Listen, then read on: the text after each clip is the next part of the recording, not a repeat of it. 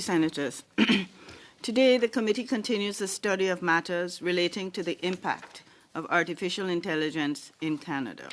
This study will examine issues including data governance, sovereignty, ethics, privacy and safety, and the risks and benefits and social impact of artificial intelligence here in Canada. This morning, we have the pleasure of welcoming Professor Geoffrey Hinton. Professor Hinton is the 2024 Nobel Laureate in Physics, and we'll call him the Godfather of AI. He's an internationally renowned as a pioneer in the field of deep learning, a mode of artificial intelligence.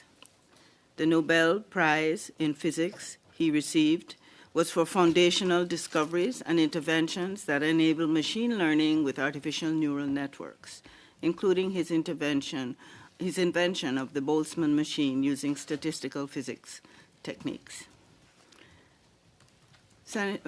Dr. Hinton, for your opening statement, you will have 10 minutes, followed by questions from committee members. The floor is yours. Please unmute. Thank you. Okay, thank you for the introduction. I'm going to start with a 2-minute statement that covers the risks of AI, and then I'm going to spend the remaining 8 minutes explaining what AI is, because I imagine many of you don't really understand what it is. So dramatic progress is being made in a new form of artificial intelligence that uses artificial neural networks to learn how to solve difficult computational problems. This new form of AI excels at modeling human intuition rather than human reasoning, and it will enable us to create highly intelligent and knowledgeable assistants who will increase productivity in almost all industries. If the benefits of the increased productivity can be shared equally, it'll be a wonderful advance for all humanity. Unfortunately, the rapid progress comes with many short-term risks. It's already created divisive echo chambers by offering people content that makes them indignant. It is already being used by authoritarian governments for massive surveillance and by cybercriminals for phishing attacks. In the near future, it may be used to create terrible new viruses and horrendous lethal weapons that decide by themselves who to kill or maim. All of these short-term risks require urgent and forceful attention from governments and international organizations. We cannot just accept the claims by lobbyists for the big tech companies that any regulation will stifle innovation. There's also a longer-term existential threat that will arise when we create digital beings that are more intelligent than us. We've no idea whether we can stay in control. But now we've got evidence that if they're created by companies motivated by short-term profits, our safety will not be the top priority. We urgently need research on how to prevent these new beings from wanting to take control. They're no longer science fiction. So that's my sort of canned opening statement about the risks. Now, I think it's very important for understanding these risks. There's a very important scientific issue of, do these large language models understand what they're saying? Some people believe they don't really understand what they're saying. Those are typically the people who believed in good old-fashioned AI. So I want to give you like 2 minutes on the history of AI. In the 1950s, when AI started, there were two approaches. One was based on logic. The idea was that when you understand a sentence, you're translating it into some special internal symbolic unambiguous language.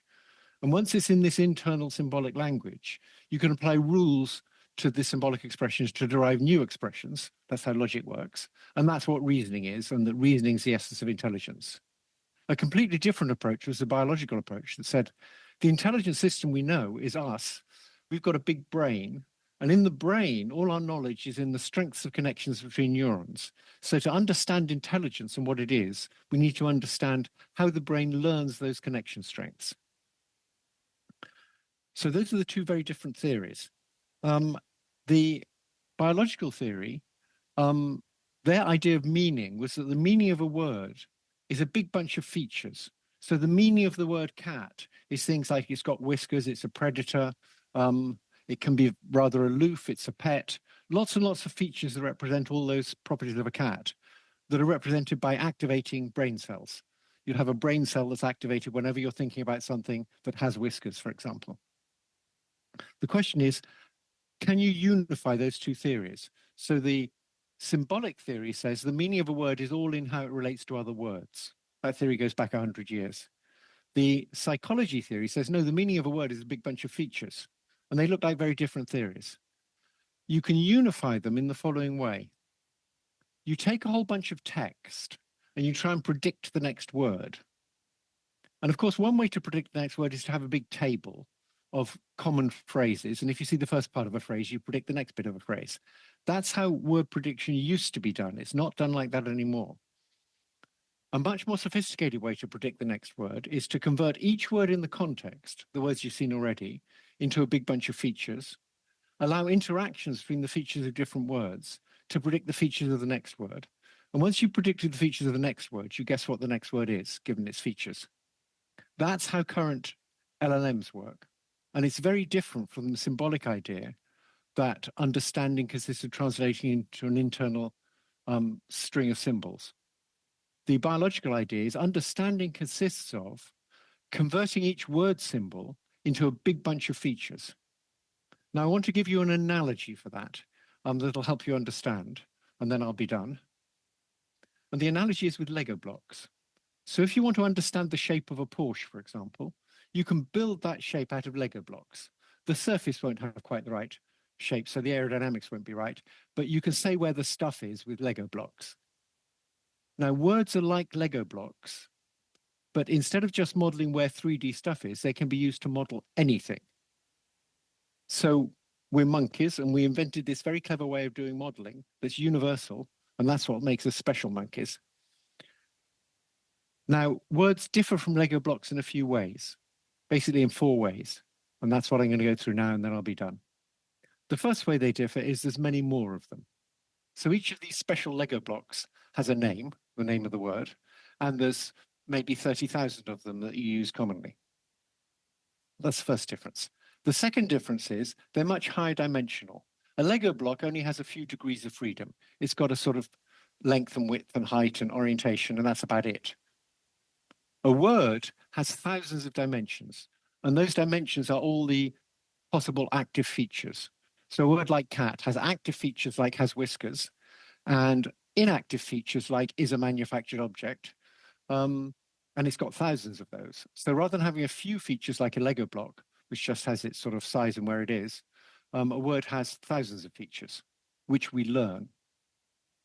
And we learn them by trying to predict the next word and figuring out how to convert words into features so that we can predict the next word using those features. A second difference, third difference. So first difference is there's many more of them. The second difference is they're very high dimensional. They've got lots of features. A third difference is they're not rigid. So Lego blocks are rigid. Words have a rough shape. These are unambiguous words. Ambiguous words have 2 quite different rough shapes. But the actual shape they adopt depends on their context. So a word is somewhat flexible, and it uses the context to determine its precise shape so that they all fit together nicely. So that's the third difference, it's flexible. Not totally flexible, of course. A word you know has strong limitations on what shape it can adopt, but it can adopt many different high dimensional shapes.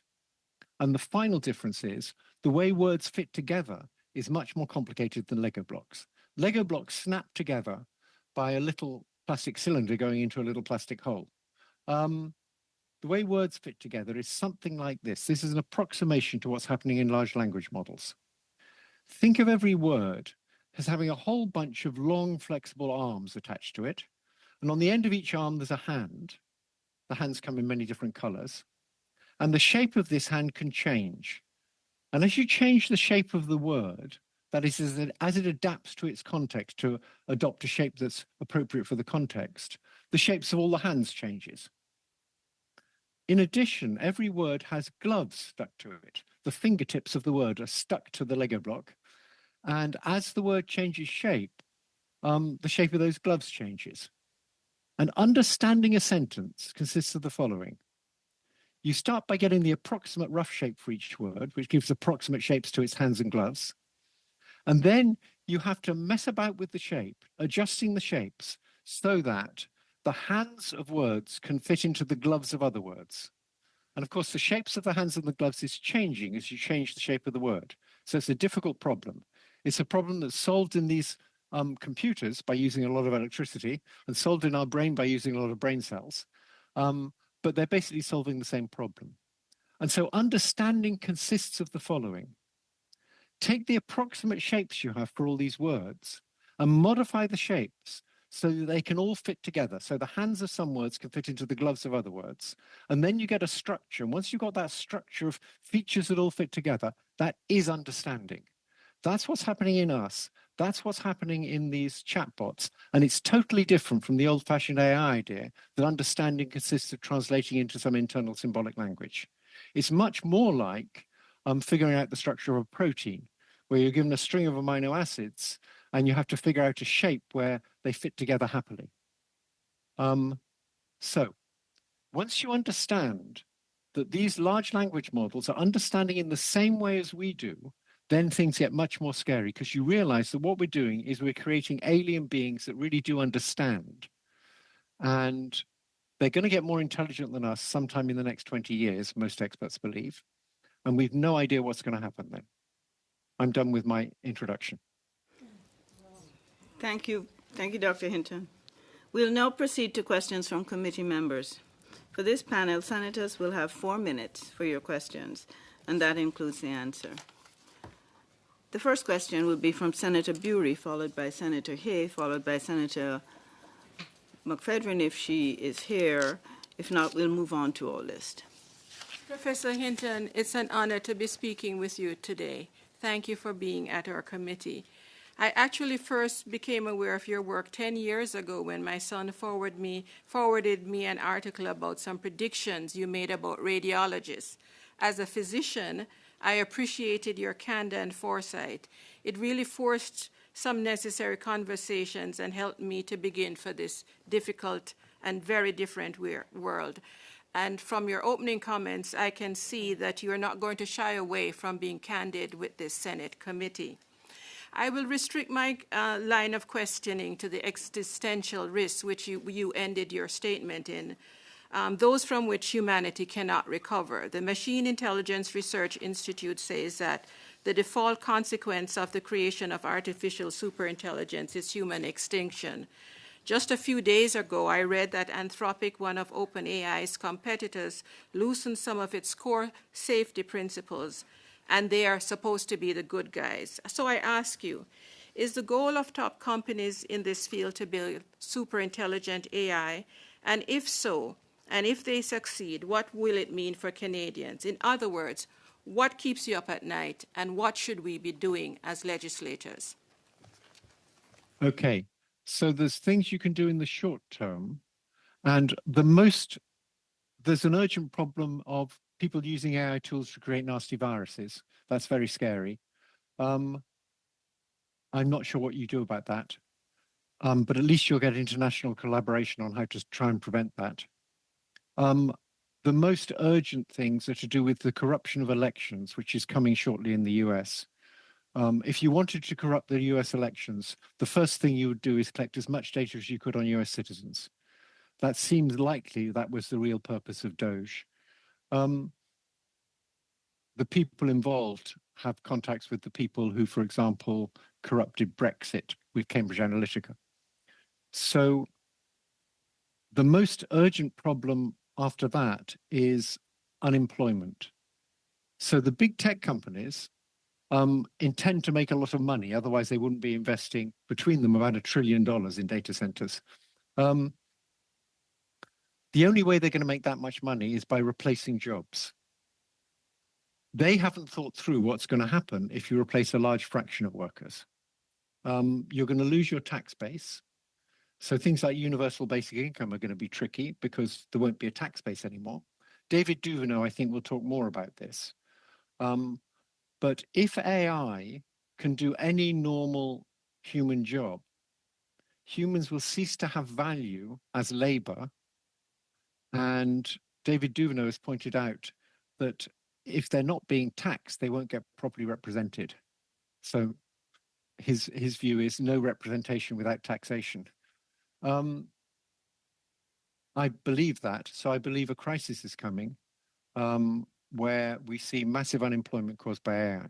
Now, I made that prediction in 2016, and it didn't come to pass. We did get AI being used for radiology, but we got a lot more radiology going on. So we now have radiologists working with AI, and a lot more images are being interpreted. It's an elastic market there. With healthcare, you can absorb as much healthcare as people can provide. So it won't lead to unemployment in healthcare. But there's many other industries like call centers where it will lead to massive unemployment. Thank you. Thank you, Professor Hinton. Mm-hmm. Thank you, Senator. Bury, Senator Hay. Thank you, Madam Chair, and great to see you again, Professor Hinton. You may remember me from Vector Institute times. A couple of days ago, you made a fairly significant statement with CBC Radio that AI must foster maternal instincts or risk extinction. It's certainly eye-catching and scary.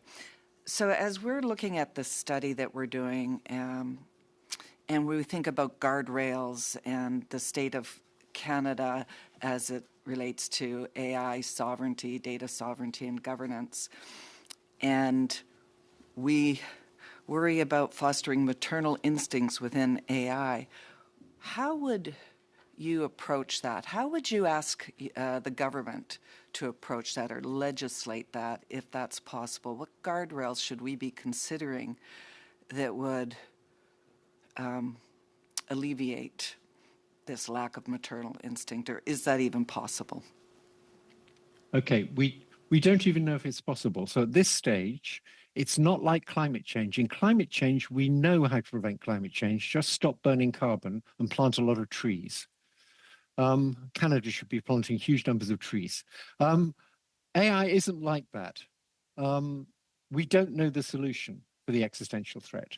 Right now, we should be doing a lot of research on it. There's hardly any research being done on it. Maybe 1% of AI researchers are working on it, maybe less. The government could try and force more research on whether we can invent a way so that we can live with things more intelligent than ourselves. We don't know whether we can. Now, in the shorter term, it's obvious that you shouldn't allow big companies to release chatbots without very thorough testing. The big tech companies in the States have a strong lobby that runs lots of advertisements about how any regulation will interfere with innovation. That's a bit like big oil saying, if there's any regulations on the environment, we won't be able to get as much oil. That's true, but that doesn't mean you shouldn't have regulations. It's difficult because if one country doesn't have regulations and another country does, there'll be competitive advantages. That's why Elon Musk, for example, went after OpenAI so he could get a competitive advantage for Texas over California. But if we don't have regulations, AI is going to do lots of nasty things like encouraging kids to commit suicide. It's very clear that companies should be obliged to say what tests they did, what the results of the tests were, and the tests should be quite strong. They should test for everything we know that might go wrong. At present, in the States, the big companies have pandered to Trump, and they're trying to have no regulations at all. At least if Europe and Canada insist that you can't use a chatbot here unless you've satisfied some regulations, that may actually force the states to have regulations too, because they don't want a split market. They want to be able to sell the same chatbot everywhere. Do I have time for? Yes, I'll give you a minute. Go second. No. Just a question, if I could ask, around data and data storage and how data travels. And most of the big major data and AI companies are U.S.-based, Anthropic and AWS, Microsoft, OpenAI. So when they are on Canadian soil, AWS in Montreal, I believe we are still at risk of having our data infiltrated or interfered with just on an executive order by the President of the United States. Would that be fair, and how would we defend our digital sovereignty and digital border if U.S. companies are actually holding our data even if it's on Canadian soil? I'm not an expert on cybersecurity or privacy, so I can't say anything sensible on that. Sorry. Thank you. Then I'll pass to Senator McPhedran. Thank you very much, Madam Chair, and thank you, Professor Hinton, for being with us today. We've really been looking forward to this. I just got out of a conversation about progress here in Canada in terms of protecting Canadians, and obviously this is informed by what we now know of the choice of an AI company not to alert in terms of the shooter of Tumbler Ridge. And I want to ask you if you can help me understand how, if Canada, as we were told yesterday by witnesses from the government, initiated an AI strategy in 2017, how is it that we would appear to be so far behind today? Because we're a small country compared with the US and China. Canada cannot put hundreds of billions of dollars into AI like they are. Basically, we have to accept that Canada's one of the medium-sized countries. We should obviously collaborate with other medium-sized countries, but we're not one of the two major players. One comment on Tumbler Ridge. I used to work for a big company, Google, so I'm able to see the other side too. I'm able to see the side of the tech companies. And from the point of view of the tech companies, it's not quite as simple as the media would make out. Because if you ask how many other users were there who had profiles as scary as the Tumbler Ridge killer, my guess is there's thousands or tens of thousands. So they have to sort of decide which are the scariest ones. They could just alert the government about huge numbers of people, but it's not as simple as, it's not as if there was this one scary person who they failed to talk about. I guess the question would be, what more could be done to focus on the protection of people, especially young people? And if I could ask you, it's a rather general question, but do you think we're being realistic to ask that developments occur even within the private sphere with the human rights lens? Yes, when it's human rights versus the profits of big companies, we know who wins out. Sir, is it something that we should be aspiring to and trying to create legislation that carries that out, even if the big companies aren't inclined? I mean, yes, my view is capitalism has given us all sorts of good things, but it needs to be directed. You need to constrain it with regulations so that the only way to make a lot of money is by doing things that are good for people. If you can make a lot of money by doing things that are bad for people, like Zuckerberg does, that's crazy, and you need regulations to prevent that. Thank you, Senator McPhedran. Senator Kuzna, followed by Senator Senior.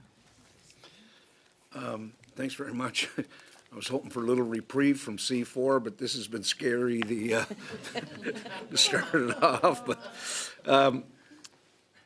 are there governments, are there national governments around the world that are leading the charge on advancing a regulatory regime around AI? I'm not sure about governments, but in Britain, for example, they had the Bletchley Park meeting, which was good. And then the British government, the Sunak government, decided not to have any regulations. But they did do something. They used £100 million or thereabouts to set up a very good safety research group. And they have one of the best safety research groups in the world now, who are doing lots of leading research on the dangers of AI. The RAND Corporation in the States is doing a lot of research on the dangers of AI. So there are some very good groups working on research on the dangers. But in terms of regulation, there's the European regulations, but the point is they're not really addressing the current threats, the big threats. So the European regulations, for example, have a clause in that says military uses of AI are exempt from these regulations because arms manufacturers like France and other countries in Europe don't want to be inhibited in making swarms of drones and things. They see that as the future of weapons. So there aren't very good regulations anywhere, as far as I know. There were some regulations proposed in California that were rather mild, Bill 1047, that got through the houses in California, but were then vetoed by Newsom for reasons that aren't quite clear. Either the big tech companies got to him or he had some other reason. But there aren't strong regulations anyway. Thanks. And I guess the challenge is that it's developing so fast that it'd be tough to keep pace with the developments. But just the number that's been cited is about losing 300 million jobs up to 2030 in the next 4 years. Where will the bulk of those jobs be lost? What's your sense? From what sectors? Okay, first of all, when progress is very rapid like this, particularly if it's exponential, seeing into the future is like seeing in fog. You can see a short distance very clearly, but then the wall comes down and you really know nothing. So if you look 10 years in the future, for example, we have no idea. Nobody has any idea what's going to happen 10 years in the future. And you can see that because if you look 10 years in the past and ask, well, people have predicted what we've got now, nobody, even the strongest enthusiasts like me, would have predicted we'd have the language models we have now. So there's no way we can predict what's happening in 10 years, except that it'll probably be something we didn't expect. In a few years, there's a big diversity of opinions. The so-called experts like Gary Marcus, who say it'll only replace 2% of jobs. That's just crazy. There's other people who say it'll replace all the jobs fairly quickly. That's crazy too. But it's clear it's going to replace a lot of jobs, and in particular, jobs like call centers. The people there are poorly paid, badly trained, and often don't know the answer to the question you want them to answer. AI can do a much better job there, and will soon be doing that job. It's not clear what those people are going to do. When the Industrial Revolution came along, farm laborers could retrain to be waiters in hotels or something. They could go into the service industries or go into paperwork. When AI comes along and replaces their job, any new jobs that are created, AI will be able to do those too. It's not clear what's going to happen to those. And for most of the experts, I think it's fairly clear you're going to have a massive unemployment problem and you're going to lose your tax base. Thank you. So 300 million, who knows, but it'll be a lot. Thank you, Senator Kuzner. Senator Senior, followed by Senator Petitclerc. Thank you, Professor Hinton, for particularly your opening statement, of which I was able to follow maybe half of it. But I feel pretty good that I'm able to do that. But I also feel as if we have a population that is completely unaware of what we're discussing today, which is part of the reason I'm happy we're doing this study. But public education doesn't seem to be a priority. It seems to be the last thing on the list to be doing. And I am concerned that it's not top of mind for government.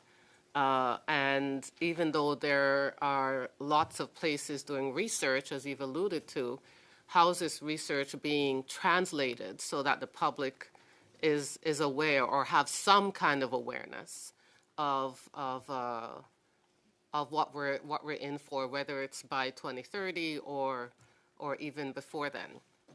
So, do you know of any countries that are doing work that we could look to educate the public, to prepare the public? And do you have any recommendations for how we could do that well? And my other question is, were you consulted about the strategy the government will be releasing in the next few weeks? I wasn't really consulted. I mean, they gave me opportunities, but I was too busy to take them. So that's my fault. I see my role now as getting the public to understand what AI is and what the dangers are. And the model I have roughly is that with climate change, big energy companies could get governments to do what they wanted until the public became aware of climate change and began to understand it.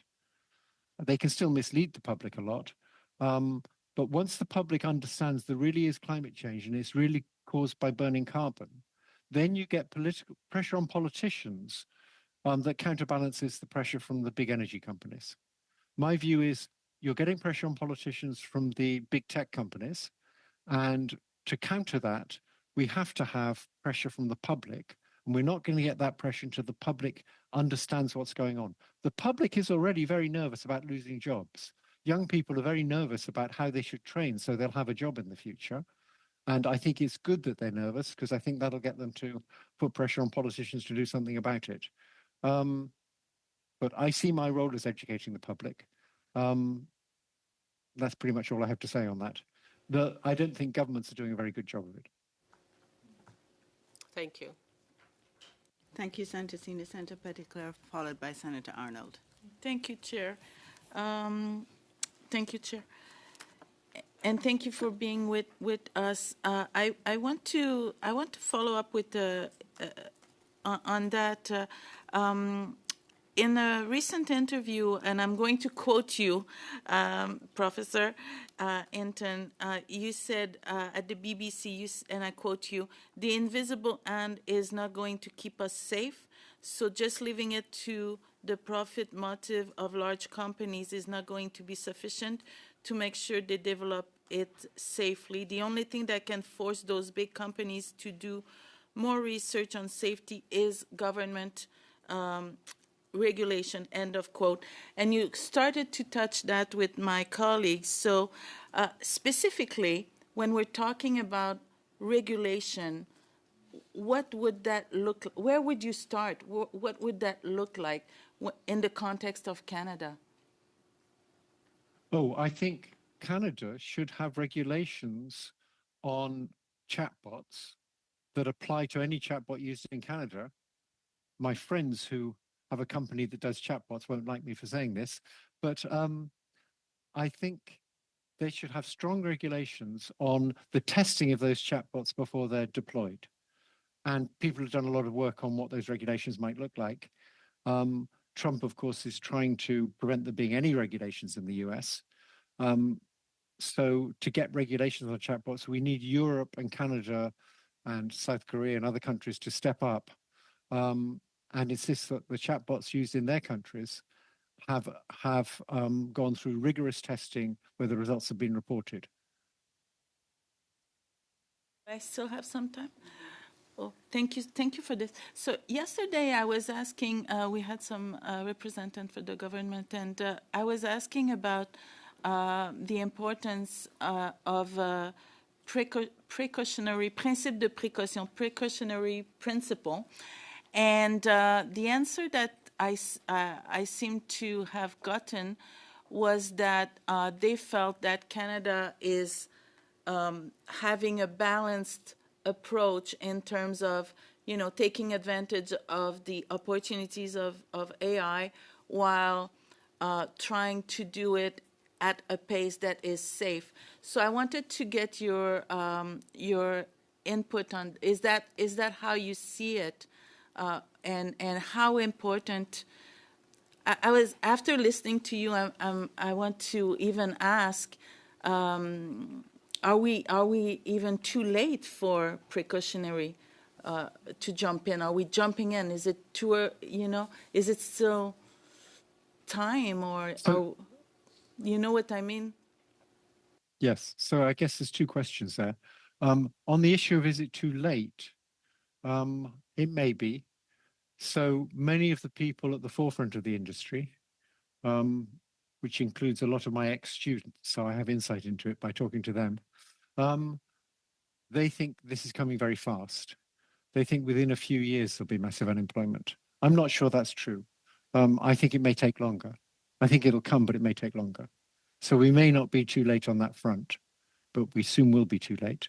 On the issue of whether Canada's doing anything useful, I really like the principle of saying, look, we're not one of the two major players here.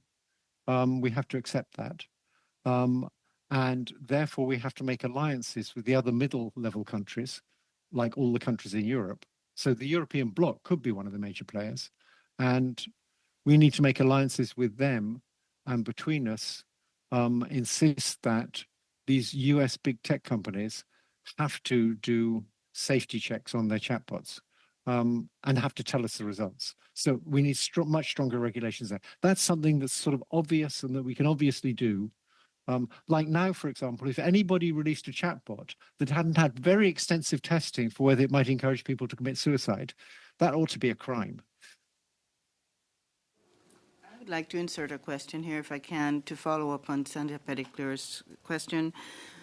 Professor, the question I have is, we are told, and I think it's everybody's impression, that Canada has a very strong research capacity. We're doing well in that area, if perhaps the only area we're doing well in at this point. But if you look at,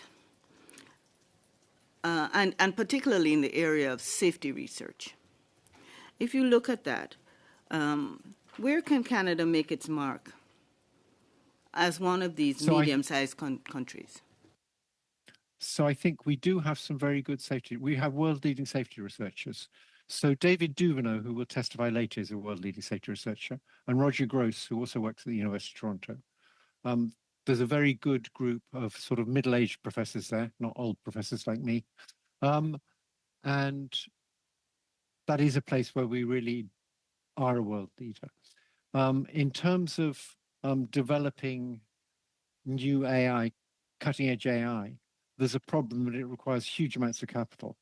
And it's very difficult to see how Canada can do that. So the leading researchers have to work with the big US tech companies. So what's happening now is professors have two jobs. They have a job where they do their research and another job where they interact with a big company to get the resources. And it seems I can't see any way around that. One of my students, for example, left the Vector Institute in Toronto because there he could get 100 GPUs that could be dedicated to him. He went to work for Musk where he could get 100,000 GPUs. And there's no way Canada can do that. Thank you. Senator Arnold, followed by Senator Boudreau. Thank you very much, Professor, for being with us today. And thank you for expressing your very lofty goal of, educating the public. I'm curious, what kind of advice do you give to your students? What kind of human beings do you think will be the most effective? And I'm not talking about jobs necessarily, but I'm talking more about the kind of humans in the future that we need to maybe combat some of this and to have the critical thinking skills to be able to make the world a better place in the future, given everything that we know about this. Yes, that's a difficult question. So my view is people's commitment to being moral is something, when they're students, they arrive either with it or with not much of it. Some people have a lot of it, some people don't have much of it. I don't know how you create, I think that happens when you're quite young. So, I mean, one piece of advice is look how Trump was raised and do the opposite. But among those, there are some who have a very strong moral compass, like Ilya Sutskever, who fired Sam Altman, at least for a few days, and then went off and set up his own company that is trying to develop safe superintelligence. And the people I mentioned at the University of Toronto, I know very well, David Duveneau, who will testify later, and Roger Gross, they both care a lot about the future of humanity. And that's why they're working on safety research. It was Roger Gross who encouraged me to get interested in safety several years ago. But I don't really have any advice on how you make people more like that. I get to see them when they're graduate students and they're either like that or they're not. Thank you. Thank you. Senator Boudreau, followed by Senator Osler. Thank you, Madam Chair, and thank you, Professor, for being here. It seems clear that like climate change, which is a global concern, The development of AI also needs to be a global concern, and I think it is, but with shared approach to its management. So I'm just curious if you could speak a bit to, and I think you've touched on it a little bit, but maybe in more detail, about which international forums Canada is currently engaged with on this topic, and where is the most meaningful work currently happening to manage the development of AI on a global level, both from a development perspective, but also from a regulatory perspective? Yes, so Yoshua Benjo will be able to answer this much better than me. He's put a lot more effort into interacting with these international organizations. I've mainly focused on just educating the public about what AI is. I can give you some insight. There's an organization that has a whole bunch of letters that I forget, that encourages collaboration between Chinese academics and Western academics. I went to a meeting in Shanghai of that organization. That's quite effective. But the main comment I have on this is that if you're looking for international collaboration, countries will collaborate where their interests are aligned, and they'll only pretend to collaborate where their interests are not aligned. And for example, for China and the US, their interests are anti-aligned on things like cyber attacks, they're doing it to each other. On things like corrupting elections, they're doing it to each other. They're aligned on two things. One is they don't want terrorists creating nasty viruses, and they'll collaborate on that. At least if they had a sensible government in the US, they would. They will also collaborate on how to prevent AI from taking over. On that particular issue, all the countries are aligned. No government wants AI to take over. And if any country discovered how to prevent that, they would very happily tell all the other countries. They wouldn't keep it a secret. They'd immediately let other countries know because they don't want other AI taking over in other countries. So from the point of view of this existential threat, it's much like global nuclear war. At the height of the Cold War in the 1950s, the US and Russia were collaborating on how to prevent a global thermonuclear war because it wasn't in either of their interests. But on all these other things, on autonomous weapons, on cyber attacks, on corrupting elections, they'll pretend to collaborate, but they won't. Gary. Thank you. Senator Osler. Thank you, Madam Chair, and thank you very much, Professor Hinton, for being here today. My question is, if you were a Canadian parliamentarian, where would you focus your work on AI, and how would you do it? Would it be through studies, supporting research? Would it be through legislation? Would it be through regulation? Where would you start if you were a Canadian parliamentarian? So the first thing to say is I'm a scientist. I help develop AI. I understand how it works. I'm not a policy person. So I'm a complete amateur at policy. So I'm not testifying as an expert. I'm testifying as an amateur. I would focus on a couple of issues. One, making sure good tests were done before chatbots were released. That's very obvious you can do that. And that's where most of the legislative effort has been so far. I think that's a good thing to do. The second thing I would focus on is what to do about unemployment. What in particular, if there's going to be high unemployment, what to do about taxation? Where's the government going to get its money from if you have high unemployment? How are you going to deal with all those unemployed people?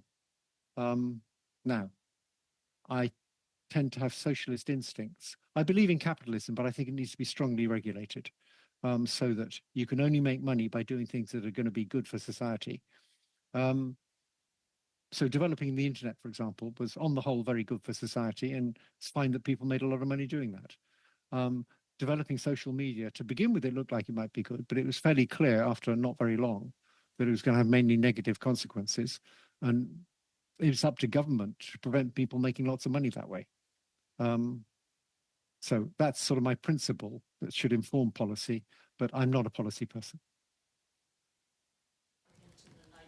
There's anyone, certainly not around this table, that would call you an amateur at anything. And around this committee table, in fact, you do have a diverse group of people and scientists and researchers. So thank you for that. I will also interject a question again before we go into second round. And my question has to do with the fact that over yesterday, which was the first day of our study, we heard a lot about guardrails, the need for them. We heard less about regulation and legislation to control some of the safety issues that are emerging, and we expect will likely emerge using AI and having to do with this new technology. I'm wondering, again, you may not want to speak as an expert, but how well are we doing in this regard? And how pressing do you think we need? You keep hitting the same question, Professor. How urgently do we need to be pushing for legislation, and in what areas, in your view? And the second part of what are we doing about the existential threat in a positive way that you can inform us as a country? So for the existential threat, nobody knows how to solve it. We're at a point where we need a lot of different research efforts. So Yoshio Bengio has a suggestion of how to solve it that's quite different from my suggestion of make them love us, we're building them, so build in maternal instincts if we can figure out how to do that. We should certainly be funding a lot more research on that, but we don't know the solution. If we don't find the solution before they get more intelligent than us, I think we're toast. So that seems like a good thing to fund. It's clear that we should have strong regulations on the testing of chatbots, and we haven't got those yet. And it's fairly clear that we'll get high unemployment, and we don't know what to do about that yet. We should fund research on, economic research on how you deal with taxation. If Bill Gates has recently suggested, he may have some bad behaviors, but he's very smart. He's recently suggested that we need to tax AI agents. So when you replace a worker with an AI agent that does the same job, you need to tax that AI agent. Otherwise, your tax base disappears. Now, the big tech companies will fight that tooth and nail, of course. They think that all the profits should go to the big tech companies. It's going to be a very hard thing to do, but somehow you've got to have a tax base. Senator McFedrin, followed by Senator Bury, and then Senator Hay. Second round. Professor Hinton, a lot of what you're telling us today is making me think of the various writing on dystopia, but particularly as Margaret Atwood sees the future in the battle with corporations. And I'm going to ask, sorry if you feel this is too political a question, but we have a bill before us that we've had now for some years, and we have a precedent of senators who, for more than 20 years, groups of senators, have advocated for a guaranteed basic livable income. And I know it's not your field, but as a Canadian, if I may ask, whether you think that would go some way to the kind of amelioration that we obviously have to start to plan for. Yes, I think it will go some way. It won't resolve dignity issues if unemployed people feel they've lost their sense of purpose, but it will go some way. I know of one very successful experiment on UBI in Wales where they took teenage fostered children who at the age of 18 sort of lose all their benefits and are put out into the world. And so it's a very defined population. So you can't have other people move in and claim the UBI. You could only get the UBI if you were one of these people. And it wasn't that, I think it was, I don't know the amount, but it wasn't huge, but it made a huge difference. It made that transition for them work much better. So obviously a problem with UBI is you're going to get lots of people trying to take advantage of it. if it's universal. But I think there may be no alternative to that. It's just when a lot of people need it, how are you going to pay for it? Because you'll lost the tax base. Point. Yes. Thank you very much. Thank you. Senator Bury, then Senator Hale, followed by Senator Petitclerc. Professor Hinton, you're talking about how fast this is developing and how quickly we may be past the point of no return.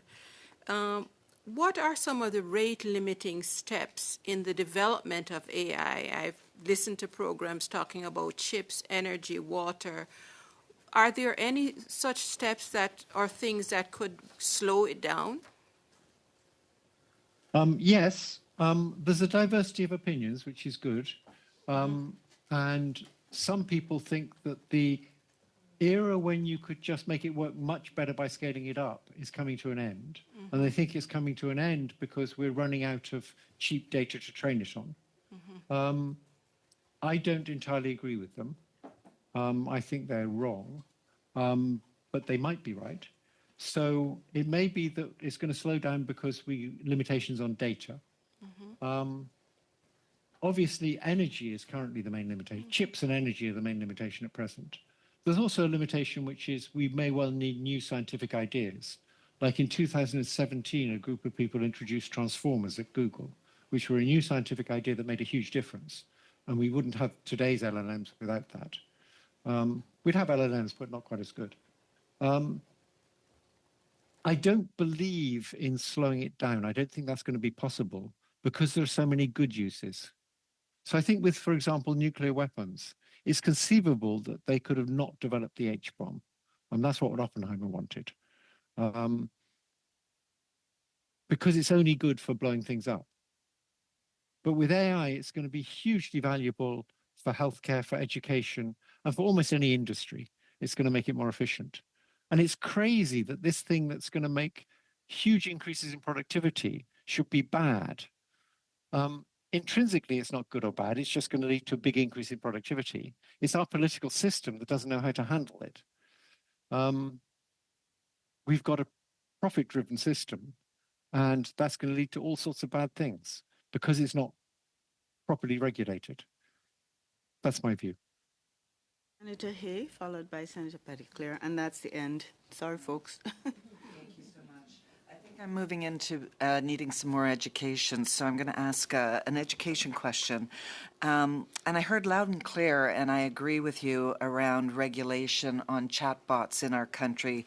Lots of testing before broad use and regulations on what they are, how they're used, what their purpose is, and on and on and on.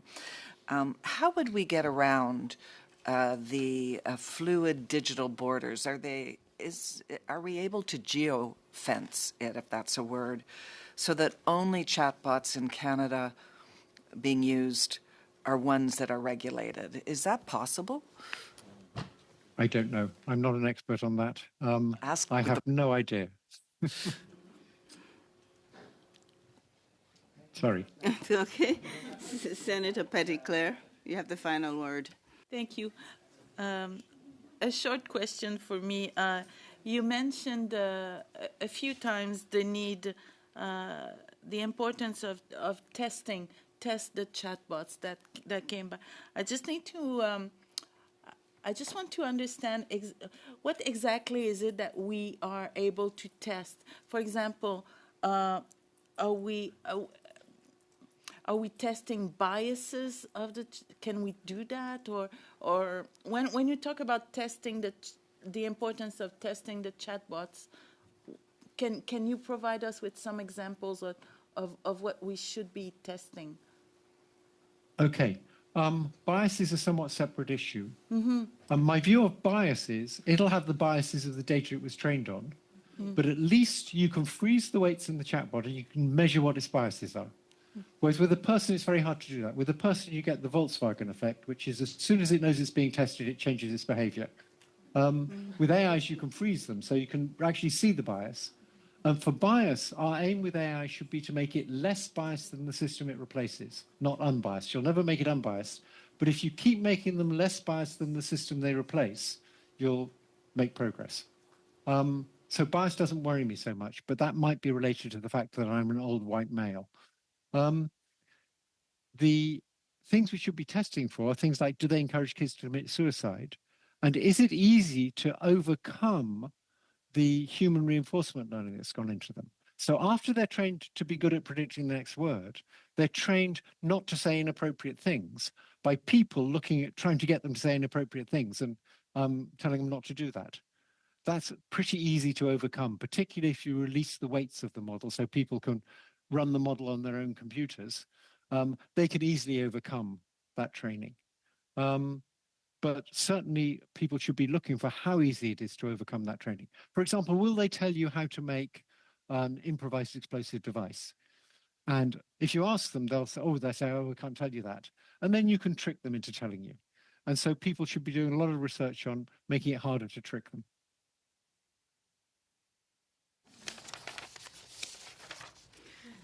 So, Senators, this brings us to the end of the first panel. I'd like to thank you, Professor Hinton, for your testimony today. We will suspend briefly to prepare for the next panel. Thank you very much. Thank you.